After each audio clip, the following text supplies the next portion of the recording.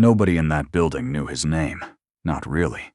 They knew the face, the one that appeared every morning at the side entrance on Carling Avenue, the one that nodded when you held the door, the one that disappeared again into the back stairwell before anyone thought to say good morning. They knew the gray jacket he wore 4 days out of 5, the thermos he carried that looked like it had survived a decade of winters, the reading glasses perched on the end of his nose when he sat alone at the corner table during lunch. They knew the shape of him, the outline, the idea of a man who was easy to look past. His name was Neil Cassidy. He had worked at Langford Group for 11 years. Not in sales, not in strategy, not in any of the glass-walled offices on the upper floors where people stood at whiteboards and used words like pivot and synergy without a trace of embarrassment. Neil worked in facilities. He managed the building's service contracts, the HVAC maintenance schedules, the elevator inspection logs, the boiler room that nobody else wanted to think about until something broke. He was the reason the lights came on in the morning and the heat didn't fail in January. He was the reason the building worked, and because the building always worked, nobody thought about him at all. He was 53 years old. He had a daughter named Becca who lived in Guelph and called him every Sunday without fail, even when he forgot to call back first. He drove a 2009 pickup that needed a new muffler. He grew tomatoes in the summer on his back deck in Nepean and gave most of them away to the neighbors because there were only so many tomatoes one person could eat alone. He'd been alone for 6 years, since Anna passed, and he had learned slowly and without much grace how to take up less space in the world than he used to. That was the thing about grief that nobody warned you about. It didn't just take the person. It took the version of yourself that existed alongside them. Neil before Anna was a man who laughed loudly at parties and stayed too late and argued cheerfully about hockey with strangers. Neil after was quieter, more contained. He had folded himself down into something smaller and more manageable, and after enough time, he had almost stopped noticing the difference. The Christmas party was Vivienne Okafor's idea. She was the new head of HR, brought in from Toronto the previous spring, sharp and organized, with an instinct for the kinds of gestures that made people feel seen. She'd booked the private room at the Rideau Club, which impressed the executives and made the rest of the staff uneasy in the way that overly nice surroundings always did. There was a bartender and a cheese board and small gold name tags that nobody wore past the first 20 minutes. Neil almost didn't go. He had a reason not to, or what passed for one. A service report due before the new year, a contractor call he'd been putting off, the general understanding that parties like this weren't really for people like him. But Becca had called that Sunday and told him flatly that he needed to stop using work as an excuse to be alone. And because she was 26 and knew him better than he knew himself, he had no good argument. So he went. He stood near the back of the room for the better part of an hour, holding a glass of sparkling water and listening to the ambient noise of 200 people performing their best versions of themselves. He watched Warren Langford, the CEO, the founder's son, a man who wore confidence the way other people wore cologne, work the room with practiced ease, shaking hands and laughing at the right moments and making each person feel for 30 seconds like the most interesting person in his orbit. Neil had met Warren exactly twice in 11 years. Both times, Warren had introduced himself as though it were the first. Around 8:30, someone tapped the microphone at the small platform near the bar. It was Derek Halloway from sales, the kind of man who was always the first to tap a microphone. He had the loosened tie and the pink cheeks of someone threes drinks into a good time, and he grinned at the room with the particular confidence of a person who had never once doubted his own welcome. All right, he said, in the easy drawl of someone who assumed the whole room was glad to hear him. We're doing this. I know the band doesn't start until 9, but Vivienne's got a karaoke set up back here, and I think we should use it. There was laughter, the good kind, the kind that meant people were warm and willing. The bartender adjusted something behind the screen. Vivienne, to her credit, looked pleased but not smug. A few people went up willingly. Sandra from accounting sang a Shania Twain song and got a generous ovation. 2 of the younger guys from IT did a genuinely terrible version of a Bryan Adams song that somehow worked because they committed to it completely. People were loose and happy and the room had found its rhythm. That was when Derek's eyes landed on Neil. Neil was still near the back. He'd moved slightly, closer to the cheese board, which was excellent, but he hadn't moved toward the door yet, which in retrospect was a mistake. Derek saw him, and something shifted in Derek's expression. Not malice exactly, just the casual thoughtlessness of a man who'd found something amusing and didn't think to examine why. "What about Cassidy?" Derek said into the microphone. He was pointing, actually pointing with a glass in his hand as though Neil were a piece of furniture he'd only just noticed. "Hey, Neil, you're up, buddy." The room turned. Neil felt it, the collective pivot of attention, the 100 small adjustments as people registered him, many of them for the first time. He watched a few faces go through a quiet calculation. "Who is that?" "Oh, the facilities guy. Right." He took a slow breath. Someone near the front laughed. Not a mean laugh, or not entirely, but the laugh of someone who found the situation funny in a way they hadn't bothered to think through. One of the younger account managers, a guy named Spencer, who had the unfortunate habit of speaking loudly in elevators, leaned to the person next to him and said something behind his hand. The person next to him smiled. Derek was still grinning at the microphone, waiting. Neil set his glass down on the table beside him. He did it carefully, the way he did most things, without hurry, without drama, with the particular steadiness of a man who had learned that most urgency was manufactured. Then he straightened and walked toward the platform. The room went a little quieter as he moved through it.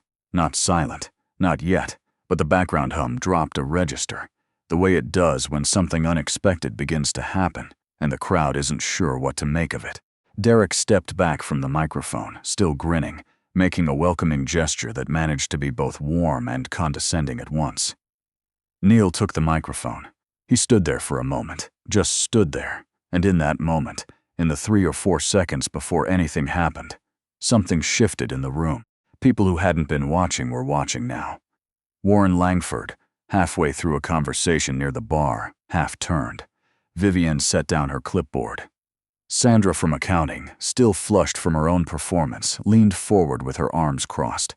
Nobody quite knew what they were waiting for. Neil looked out at them. His expression hadn't changed. Still quiet, still contained, still the face of a man who was not easily moved. And then he nodded once to himself, as if confirming something he'd already decided, and he began to sing. The sound that came out of him had no right to exist in that room, in that body, in that moment. It was a baritone, deep and warm and entirely under control, the kind of voice that didn't announce itself but simply arrived, like heat when you open an oven door. He'd chosen something old, something most of the room would know but hadn't heard sung like this. An old Canadian folk song, Gordon Lightfoot, If You Could Read My Mind, stripped of its instrumental sweetness and left as nothing but the melody and a man's voice and 30 years of living underneath it. The laughter stopped, not gradually. All at once, Spencer, who had been leaning toward his colleague with another murmured comment already forming, went still. His mouth closed. His hands settled on the table in front of him in a way that looked almost involuntary, like a person sitting down because their legs have stopped working. Derek, standing just off to the side, stared at Neil with the particular expression of a man who has done something he can't undo and is only now understanding the full dimensions of it. Neil didn't look at any of them. His eyes had gone to the middle distance. Not the unfocused stare of nervousness, but the inward look of a person who is somewhere else entirely, following a thread of something that belongs to them alone. His voice moved through the verses with a patience that the room found itself matching. Everybody slowing down without being asked, everybody going a little quieter inside. The song was 3 minutes and 20 seconds long. At no point did anyone speak. When it ended, the last note settling into the carpet and the walls and the space between 200 held breaths. The silence lasted 4 full seconds before anyone moved. Then Sandra started clapping. Not politely, genuinely, both hands, the sharp rhythm of someone who can't help themselves. And then the room followed, and the sound was different from the applause earlier in the evening. Earlier it had been warm and generous, the applause you give friends. This was something else. This was the kind of applause that has surprise mixed into it, the kind that keeps going a beat or two past where polite applause would stop, because no one wants to be the first to admit it's over. Neil looked at the room. His face remained what it had always been, calm, steady, slightly difficult to read. He gave a small nod, the same nod he gave when he held a door or handed someone a maintenance report. A nod that said you're welcome without any performance attached to it. Then he set the microphone back in its stand and walked off the platform. He went back to the cheese board. Vivienne was the first to reach him. She had the look of someone recalibrating in real time, adjusting a mental picture that had been wrong for as long as she'd worked there. She said simply, "That was extraordinary." Neil thanked her and said the oka was particularly good, gesturing at the cheese, and she laughed in the surprised way of someone who hadn't expected a pivot. Warren came over a few minutes later. Neil saw him coming and felt nothing in particular, not resentment, not satisfaction, not the vindicated flush that a worse version of himself might have wanted. Warren was a man doing the only thing he knew how to do, which was move toward whatever was interesting. He shook Neil's hand and told him he had no idea. Neil said that was all right. He drove home along the Queensway at 10:15 with the radio off. The December dark was complete outside, and the road was clear, and he kept his hands easy on the wheel the way he always did. Becca would ask him on Sunday how the party went, and he would tell her it was fine, and she would press him, and maybe then he'd tell her the rest. He thought about Anna, the way he did on quiet drives, not with the old sharpness that had softened over the years into something more like presence, like the feeling of a room where someone has recently been. She had loved that song. She used to sing it in the kitchen on Saturday mornings when she thought he was still asleep, slightly off-key and completely unself-conscious, and it was one of those things he had kept and kept and kept, stored somewhere that didn't have a name. He hadn't planned to sing it tonight.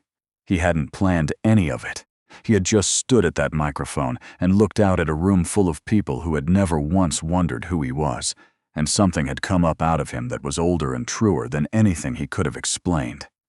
The highway sign for Nepean passed overhead. He thought, Anna would have laughed. Not unkindly. She never laughed unkindly. She would have laughed the way she laughed at things that surprised her, bright and sudden, with her whole face, and then she would have reached over and taken his hand, and she would have said what she always said, which was that she never doubted him for a single second. He got home at 10:30. He put the kettle on. He stood at the back window for a moment and looked at the garden, which was covered in snow now, the tomato beds invisible under 8 inches of white, everything dormant and patient and waiting for a season that was still months away. The kettle clicked. He made his tea and sat down at the kitchen table and put his reading glasses on and opened the service report that was due before the new year. The columns were familiar, and the numbers were right, and the work was what it had always been. Small, specific, the kind of thing that kept a building functioning and was noticed by nobody until it wasn't done. He worked for an hour. When he turned the kitchen light off and went upstairs, the house was quiet the way it always was. The particular quiet of a place that holds one person, and Neil moved through it the way he always did, with the deliberate care of someone who has learned to be enough. Monday morning he was back at the Langford building at 7:15, same as always, same gray jacket, same thermos, same side entrance on Carling. The elevator maintenance crew was due at 8, and he needed to check the basement utility readings before then. He took the back stairwell the way he always did, and ran into Gordon Tesdale from the second floor, a junior analyst who had been at the party on Friday and who now looked at Neil with an expression that was slightly different from anything he'd offered in the 3 years they'd been passing each other in hallways. Gordon said good morning, with both words, clearly as if they meant something. Neil said good morning back. He kept walking, he had readings to check. But in the stairwell alone, descending toward the basement and the boiler and the long list of things that needed doing, Neil Cassidy allowed himself one thing, not a smile exactly. More like the relaxation of something that had been held at a certain tension for a long time. Not because the room had applauded, not because Warren had shaken his hand, not even because Spencer had gone quiet mid-comment and hadn't found his way back to it. Because he had stood at a microphone in a room full of people who had looked through him for years, and he had opened his mouth, and Anna's song had come out, whole and warm and completely his own, and for 3 minutes and 20 seconds, nobody in that building had been able to look away. That was enough. That was, in fact, more than enough. He pushed through the basement door and got to work.